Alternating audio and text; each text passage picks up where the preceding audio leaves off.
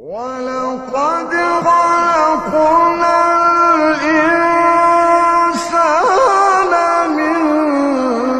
سلالة من طين ثم جعلناه نطفة في قرار مكين ثم خلقنا النطفة علقة ثم خلقنا النطفة علقة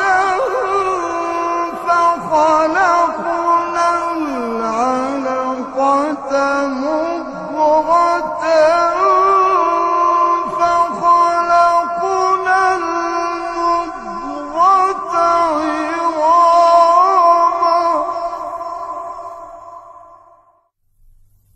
فخلقنا المضغة عظاما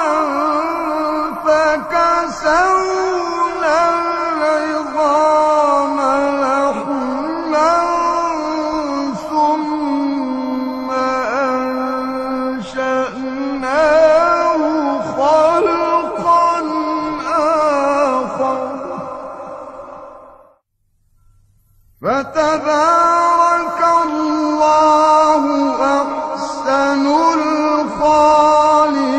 الخالقين